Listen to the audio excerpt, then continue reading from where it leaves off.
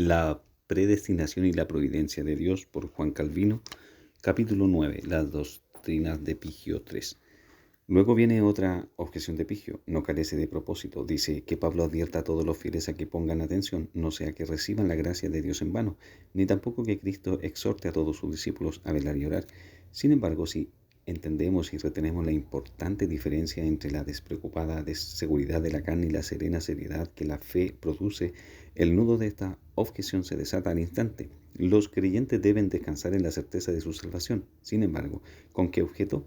¿Para que puedan estarse quietos en soñoliento reposo? ¿Para que se echen por tierra en indolente cobardía? Oh no, más bien para que, gozando de un tranquilo reposo en Dios, puedan darse aún más a la oración. Pablo los exhorta a ocuparse en vuestra salvación con temor, timore y temblor, tremore. Filipenses capítulo 2, versículo 12. ¿Por qué esta exhortación? Para que vivan con miedo e incertidumbre en cuanto al desenlace. De ninguna manera, sino que, abrigados bajo la sombra de las alas de Dios, se entreguen continuamente a su cuidado, dependiendo solo de Él, apoyándose en su poder absoluto al punto de no dudar de ser victoriosos hasta el fin. Pablo de inmediato añade la razón de la ansiedad que los fieles sienten de cobijarse bajo las alas y la omnipotencia de Dios, porque Dios es el que en vosotros produce así el querer como el hacer, por su buena voluntad. Filipenses capítulo 2, versículo 13. Además, para que los fieles no quedaran inseguros y perplejos, ya los había librado de toda posible duda, estando persuadido de esto, que el que comenzó en vosotros la buena obra la perfeccionará hasta el día de Jesucristo. Filipenses capítulo 1, versículo 6. El Espíritu Santo, por lo tanto, en ninguna parte nos exhorta a ejercitarnos en la oración con la idea de que la salvación se tambalea en un estado de incertidumbre o duda, pues reposa segura en la mano de Dios. En ninguna parte nos impone un miedo que pudiera de algún modo sacudir la confianza en el amor gratuito de Dios. No, el bendito Espíritu, con exhortaciones como esta, se propone solamente vivificar nuestra pereza y falta de interés. Con el propósito de consumar y cumplir esta última objeción suya, Pigio tuerce y pervierte injuriosamente las palabras del apóstol en el capítulo 11 de su epístola a los romanos. Pues si algunas de las ramas fueron desgajadas, y tú, siendo olivo silvestre, has sido injertado en lugar de ellas y has sido hecho participante de la raíz y de la rica savia del olivo, no te jactes contra las ramas, y si te jactas, sabe que no sustentas tú a la raíz, sino la raíz a ti. Pues las ramas, dirás, fueron desgajadas para que yo fuese injertado. Bien, por su incredulidad fueron desgajadas, pero tú por la fe estás en pie. No te ensoberbezcas, sino que teme, porque si Dios no perdonó las ramas naturales, a ti tampoco te perdonará. Mira pues la bondad y la severidad de Dios. La severidad ciertamente para con los que cayeron, pero la bondad para contigo, si permaneces en esa bondad, pues de otra manera tú también serás cortado. Romanos capítulo 11, versículos 17 al 22.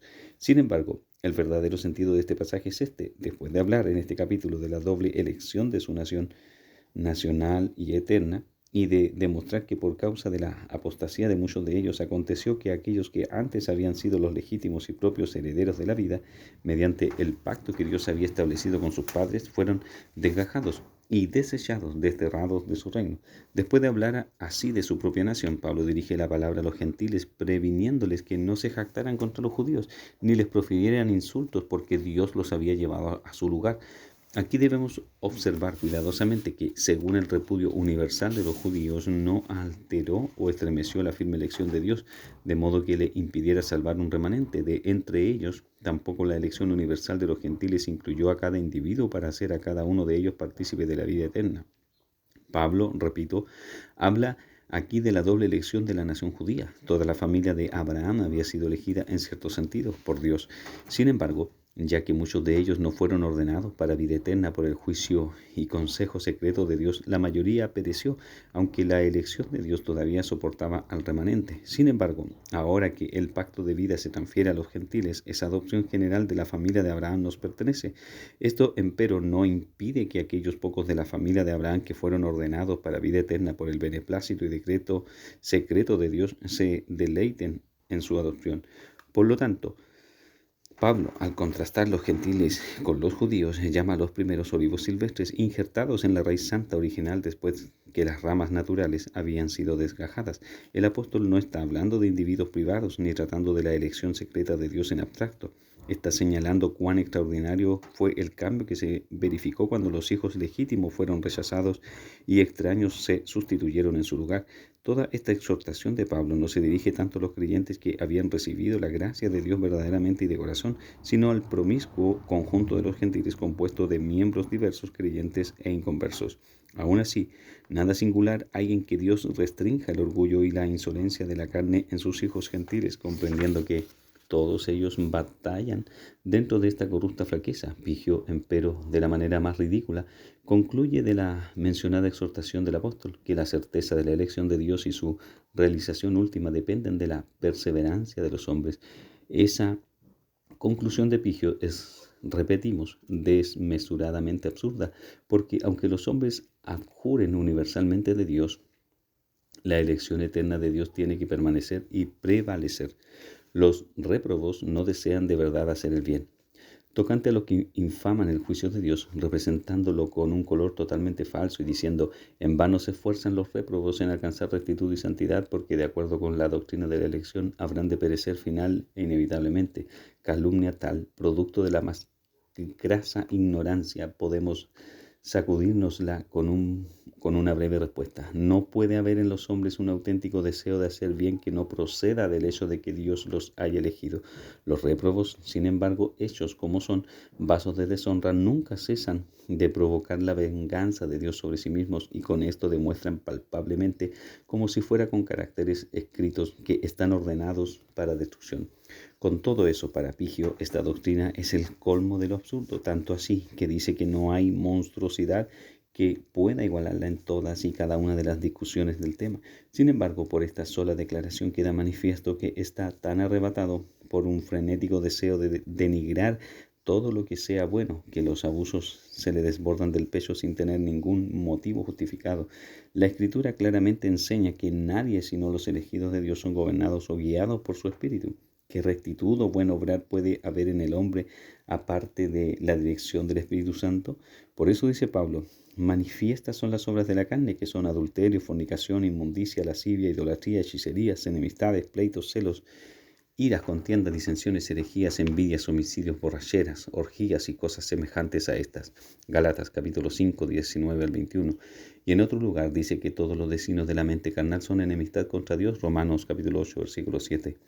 Todos carecen de justicia por naturaleza. ¿Qué inconsistencia hay, pues, en que yo afirme que todos aquellos que no son regenerados por el Espíritu de Dios son esclavos del pecado y son impelidos temerariamente a voluntad de la carne? Aquellos que Dios escoge los justifica por su propia justicia. ¿Será cosa de maravilla que los réprobos destituidos de la justicia de Dios no hagan ni sepan hacer otra cosa que pecar? Sin embargo, Dios ha escogido los suyos para el fin expreso de que sean santos y sin mancha. Efesios capítulo 5, versículos 25 al 27. Sí, pues la santidad es el fruto de la libre elección. ¿Quién podrá, sino confesar que el resto del género humano persiste sumido en su inmundicia y profanidad naturales? Cristo dice que nadie puede oír su voz sino sus ovejas, y añade que todos aquellos que no escuchen la voz del Padre por su boca son de su padre el diablo. Juan 8, 43 al 44. Cuando Pigio desea demostrar que los réprobos se esfuerzan por hacer buenas obras, debe también demostrar si ha de ser consecuente que la obstinación de ellos es agradable a Dios. Sin embargo, Pigio, para sustentar su doctrina de que los réprobos de verdad se dedican a las buenas obras, argumenta que Saúl sobresalía en muchas virtudes, aún más que era agradable a Dios. De ninguna manera niego que las virtudes que brillan en los réprobos sean laudables en sí mismas. Esto es lo que la Escritura significa al decir que Saúl y otros del mismo carácter hicieron lo recto. Sin embargo, dado que Dios mira el corazón, la fuente de la cual fluyen todas las obras, una obra que en sentido general es buena en sí misma, con todo puede ser una abominación a los ojos de Dios. En efecto, Pigio desconoce enteramente este primer principio de la piedad, que nada hay tan puro que la impureza humana no contamine. No es de extrañar, pues, que nuestro contendiente, mirando las obras de Saúl al mismo tiempo que usa su máscara externa, encomíe su inocencia y virtudes. Cuando Pigio señala que Saúl en una ocasión agradó a Dios, lo concedo y hago de este caso una excepción a mi observación general. Por cierto, Dios le confirió tal honor en su cargo de rey que la casa de Israel, según se ve en la Escritura, nunca lo censuró, como Ezequiel también testifica. A Judas se le escogió de esa manera para el oficio apostólico. ¿Concluirá Pigio que Judas fue por tanto contado entre los hijos de Dios? Mi oponente, sin embargo, calumnia todo este testimonio mío, haciendo ver que repetidamente hablo de los actos particulares de la vida considerados en abstracto, mientras que hablo del curso y tenor continuo de la vida. En una palabra, si decimos que no toda la bondad y rectitud que pueda encontrarse en el hombre procede del espíritu de santificación, el testimonio entero de las Escrituras se estremecería. La elección eterna de Dios no da ánimo a la indiferencia. Es inútil desperdiciar más tiempo y trabajo contestando las otras argucias de nuestro adversario. Su próxima objeción está en la boca de todos los enemigos. Toda enseñanza es vana y toda exhortación inútil, si la fuerza y el poder para obedecer dependen enteramente de la elección de Dios. Y esta otra sutileza es semejante. Los hombres se entregarán como consecuencia inevitable a la indolencia y la indiferencia si se les enseña a descansar en el consejo eterno de Dios. Las refutaciones a estas objeciones que ya he dado en mis respuestas las ataca Pigio de tal modo con su acostumbrado abuso que voy a dejarlas quietas, sin repetirlas ahora para que no tenga la oportunidad de mancharlas de nuevo con el toque de sus manos. Sin embargo, si hubiera algunos displicentes en extremo que aún no están satisfechos y que piensan que el testimonio de Agustín tiene más peso, reconocimiento que con frecuencia y de buena gana he hecho yo mismo, voy a presentar su parecer sobre el tema en sus propias palabras, testificando así mi asentimiento a esa verdad. Sus palabras, según se encuentran en su libro titulado De la bendición de la perseverancia, son estas. Dicen los hombres que la doctrina de la predestinación se contrapone a toda predicación, inutilizándola completamente. Según esto, la predicación de Pablo mismo, que estaba repleta de esta doctrina, fue completamente inútil. No predicaba continuamente este gran maestro de los gentiles la doctrina de la predestinación. Sin embargo, ¿oímos alguna vez que dejara de predicar la palabra de Dios por encontrar inútil su predicación? Pablo proclamaba: Dios es el que en vosotros produce así el querer como el hacer por su buena voluntad. Filipenses capítulo 2 versículo 13. No obstante, ¿encontramos alguna vez que por esa razón dejara de exhortarnos a querer y desear aquellas cosas que agradan a Dios y a hacer nosotros mismos con todas nuestras fuerzas? Pablo predicaba: el que comenzó en vosotros la buena obra la perfeccionará hasta el día de Jesucristo. Sin embargo, ¿persuadió Pablo alguna vez a los hombres a comenzar por sí mismos y a perseverar hasta el fin? No, más bien el Señor mismo instó a todos a creer en Él. Su declaración es eternamente verdadera y su descripción no carece de propósito solemne cuando testifica: ninguno puede venir a, es decir, ninguno puede creer en mí si no le fue heredado del Padre. Juan 6:65. Ni tampoco, por otro lado, es vana la exhortación del Señor a creer, porque su descripción de los que creen es verdadera. ¿Cómo puede decirse que la doctrina de la predestinación se contrapone a la predicación, la exhortación y la corrección y que las inutiliza, cosas que la Escritura tan frecuentemente emplea cuando la misma Escritura habla tanto de la predestinación? Un poco más tarde el Santo Padre observa: aquellos a quienes les es dado oyen estas cosas y las hacen, pero aquellos a quienes no les es dado no las hacen, las oigan o no las oigan. Tampoco, por tanto, ha de suspenderse la predicación de la fe fructífera y perseverante por causa de la necesidad de predicar la predestinación, a fin de que los hombres por la predicación de la fe oigan qué cosas deben hacer y que a los que les es dado las hagan. Pero ¿cómo oirán?, argumenta el apóstol, sin haber quien les predique. Romanos 10:14.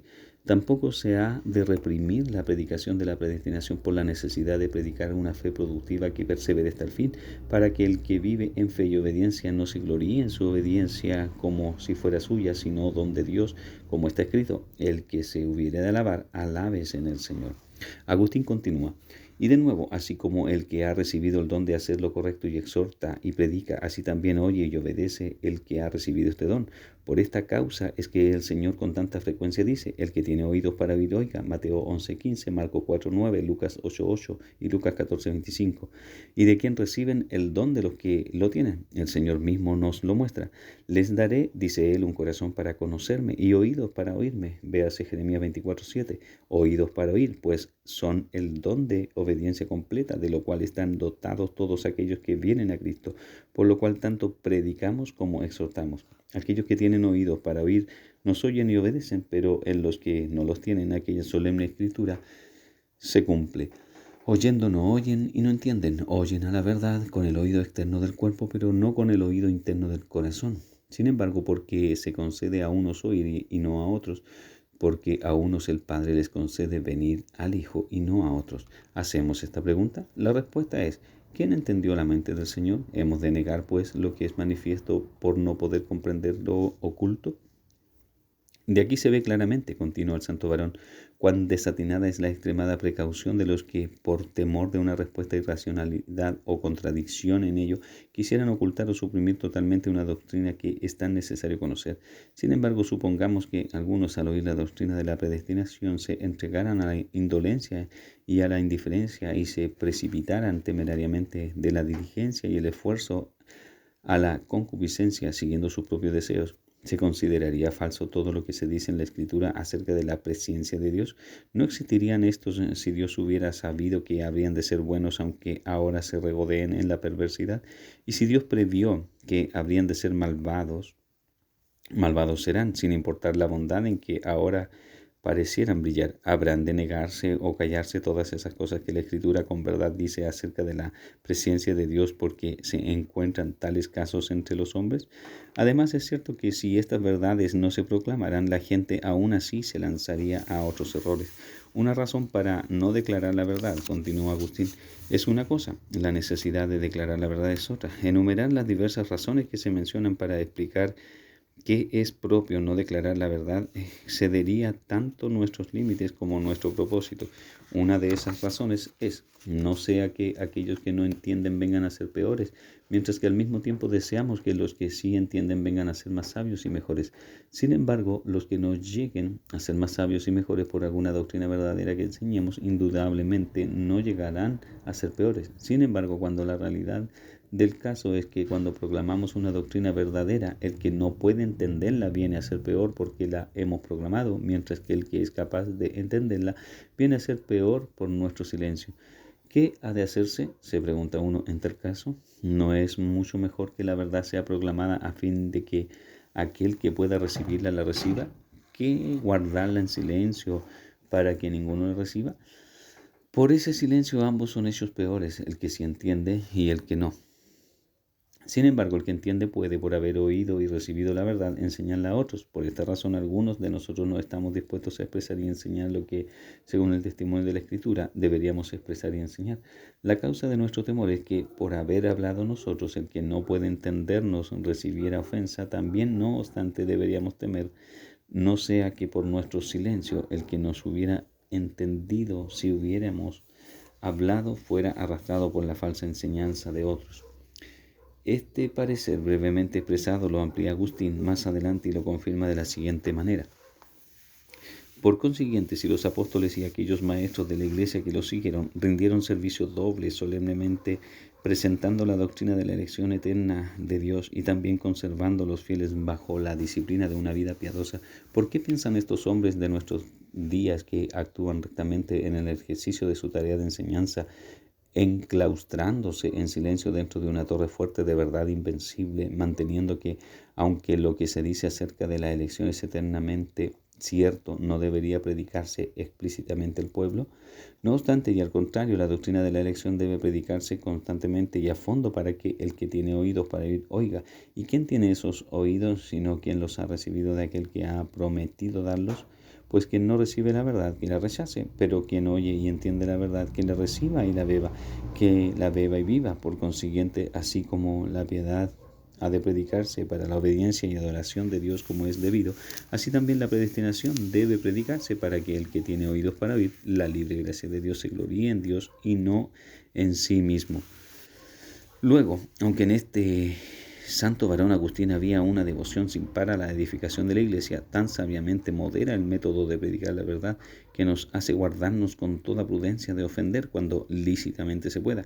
Su amonestación es que cualesquiera sean las verdades que se prediquen, han de predicarse consecuentemente. Observa él, si alguien se dirigiera al pueblo y dijera, si no creéis es porque estáis predestinados por Dios a la destrucción eterna, el tal no solo fomenta su propia indolencia, sino que también permitiría malicia contra sus oyentes.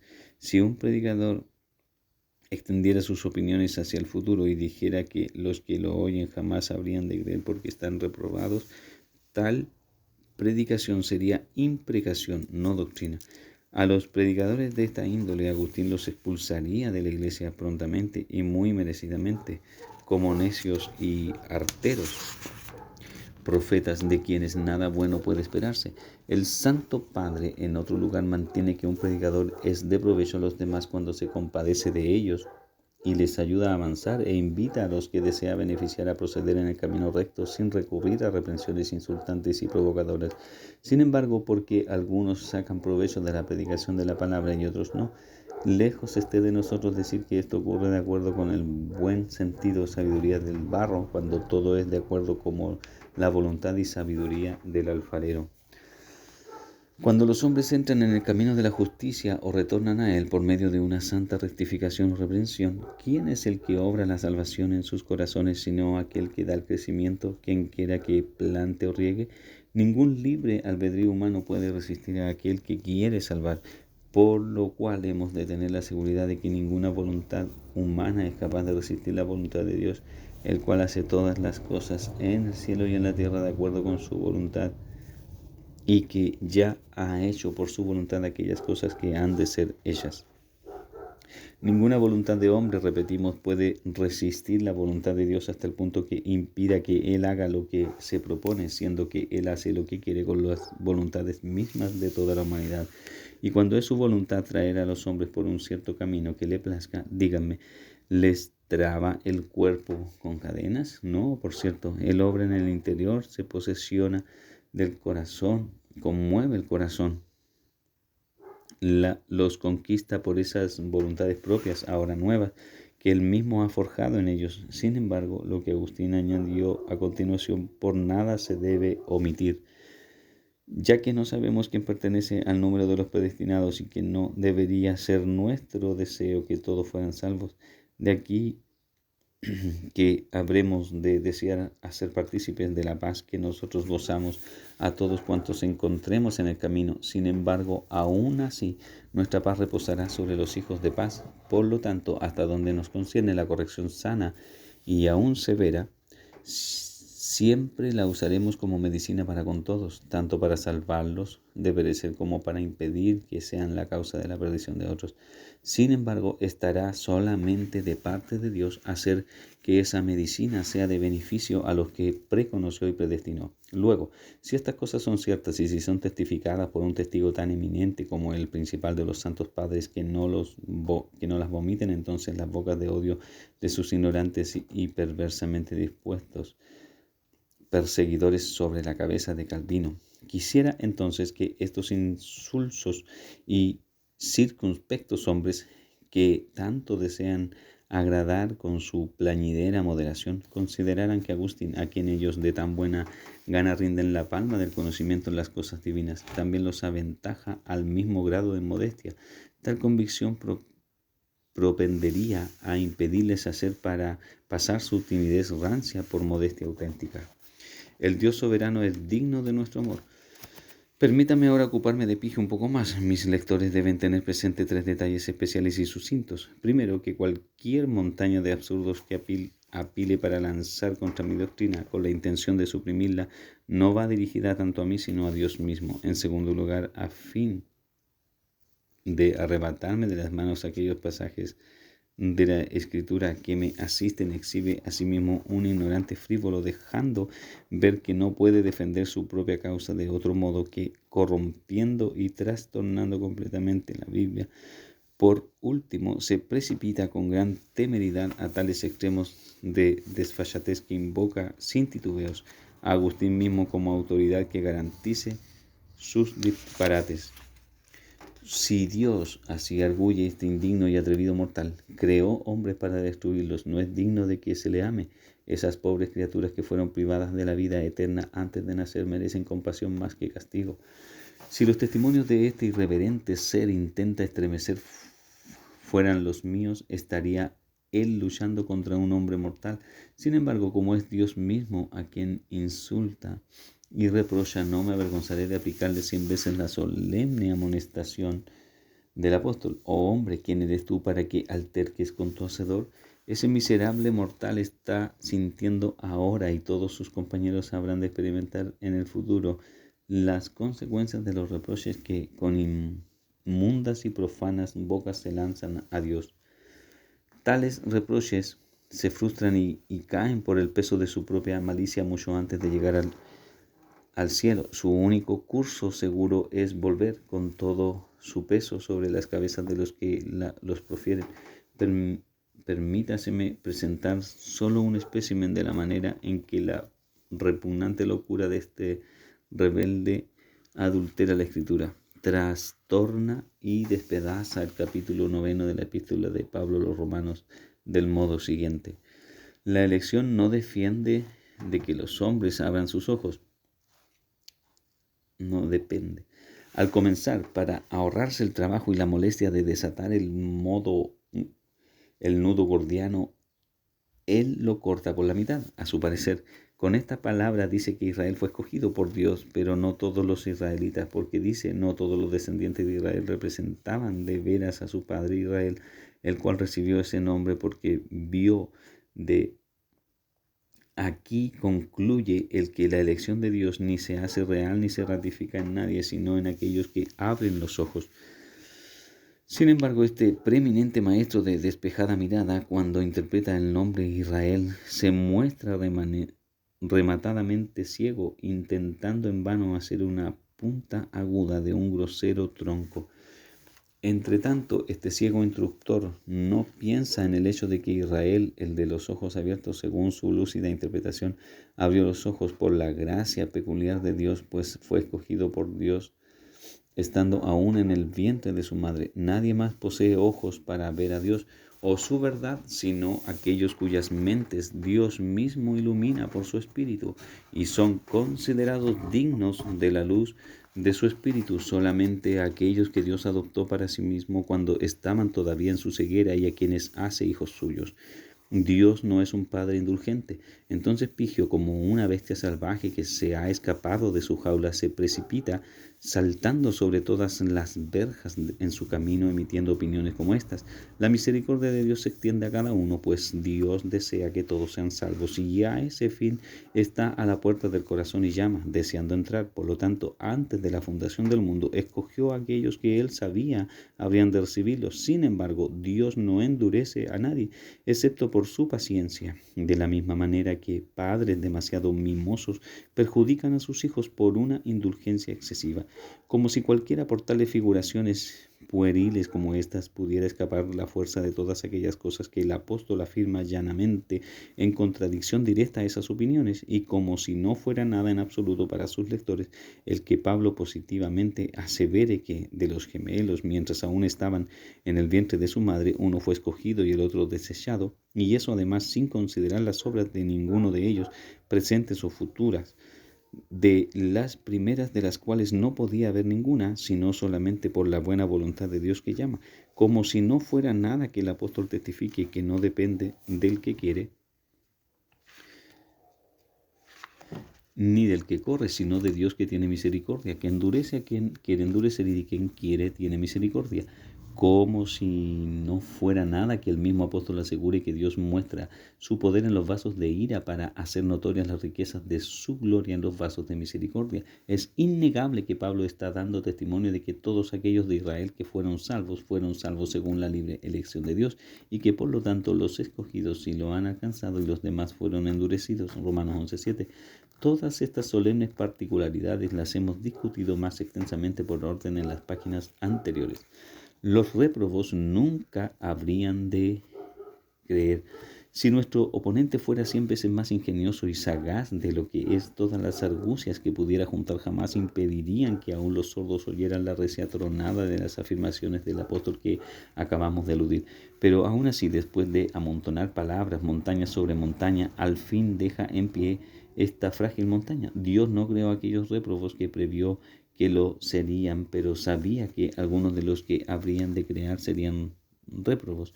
Sin embargo, ¿qué es toda esta necedad, más o menos, sino embadurnar los ojos y las manos del alfarero con el objeto de que no podamos discernir su verdadera forma y facciones, ni que veamos su obra.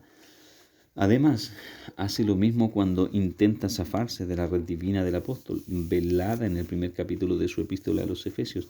De tal modo luce y se jacta de su ampulosidad, como si por este estrepitoso y vano ruido pudiera amordazar al apóstol mismo y obligarlo a guardar silencio. Dios, dice este vano mortal, nos escogió en Cristo porque previó que su gracia, que de otro modo es gratuita para todos, encontraría lugar solamente en nosotros y que solo nosotros la recibiríamos. Nos escogió de entre toda la humanidad porque previó que aquello que se ofreció a todos para que lo recibieran llegaría a ser peculiarmente nuestro, pues exclusivamente nosotros habríamos de recibirlo. Fue de esta manera que nos escogió para la gloria de su gracia, gracia que nos santifica, de la misma manera que la alabanza de todos pertenece al preceptor, mientras que la doctrina y su beneficio pertenecen al alumno. Como si aquel propósito eterno que Pablo en otro lugar pone a la vista en oposición a toda obra humana no fuera el propósito de Dios solamente, como si la gloria de la libre gracia no se exhibiera en este pasaje más notablemente en la expresión el beneplácito de Dios, que en cualesquiera otros términos se dice que Dios nos salvó según su beneplácito, el cual se había propuesto en sí mismo, precisamente porque no encontrando causa en nosotros se hizo a sí mismo la causa de nuestra salvación. ¿Será por nada? ¿Les parece que el apóstol repite 5 veces que la totalidad de nuestra salvación es el efecto de aquel decreto, propósito y beneplácito eterno de Dios y que de estas cosas depende? ¿Carece el apóstol absolutamente de finalidad cuando declara que fuimos bendecidos en Cristo porque fuimos escogidos en Cristo? No. Remite el apóstol toda santificación y toda buena obra a la elección de Dios, así como las aguas se rastrean hasta su nacimiento. ¿No atribuye Pablo a la misma gracia el hecho de que seamos hechura suya, creados en Cristo Jesús para buenas obras, las cuales Dios preparó de antemano para que anduviésemos en ellas? Efesios 2:10. ¿Por qué nos escogió Dios y nos separó del resto, sino para que supiésemos que somos los que somos y que somos bendecidos más que todos los demás solamente por el gratuito favor de Dios?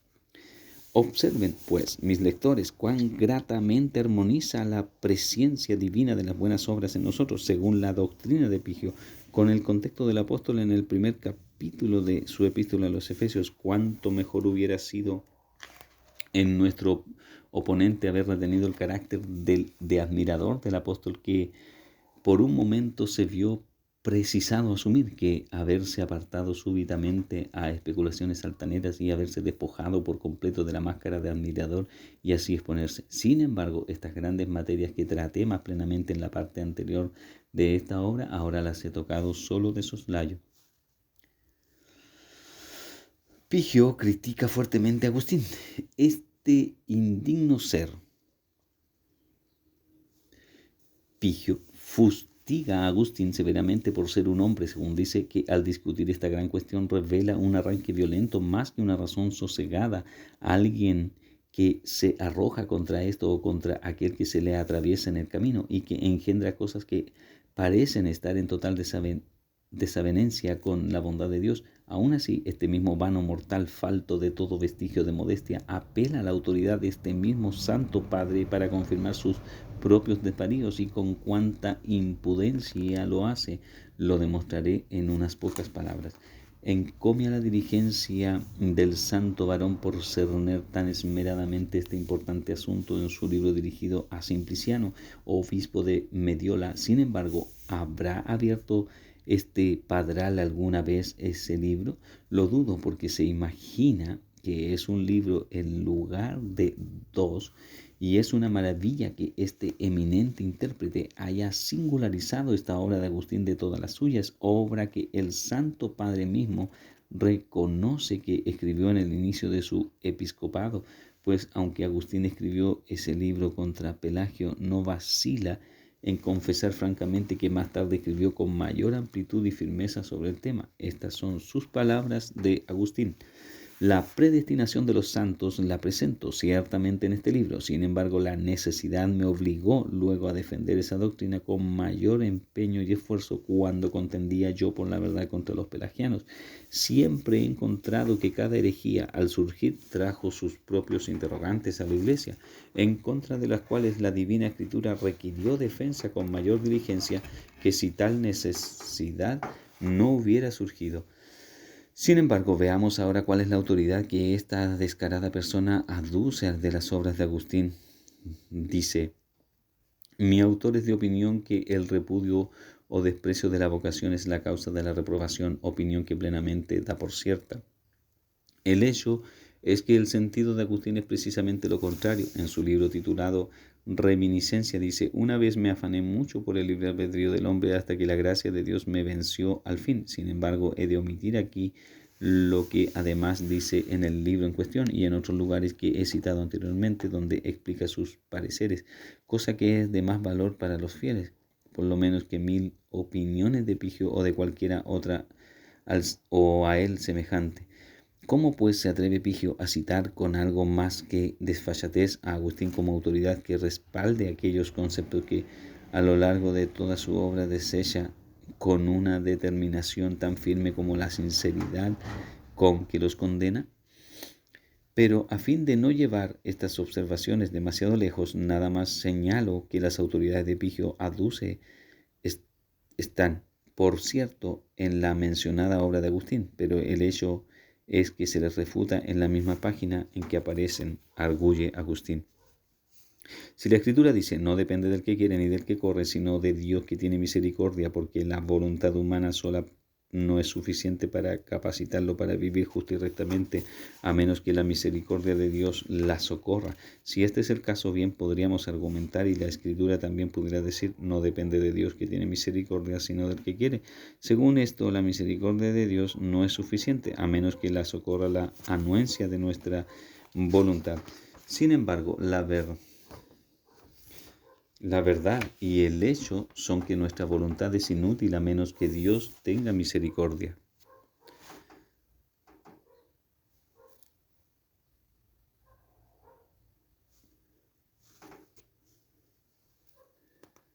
Pero ¿cómo podrá decirse, yo no sé, que el que Dios tenga misericordia es inútil a menos que nosotros también queramos?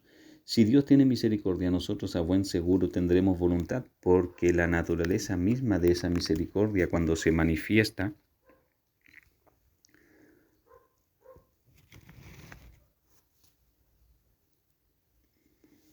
es hacernos dispuestos según la palabra del apóstol, porque Dios es el que en vosotros produce así el querer como el hacer. Si se preguntara que si una buena voluntad fuera don de Dios, ¿a quién encontraríamos tan osado que lo negara?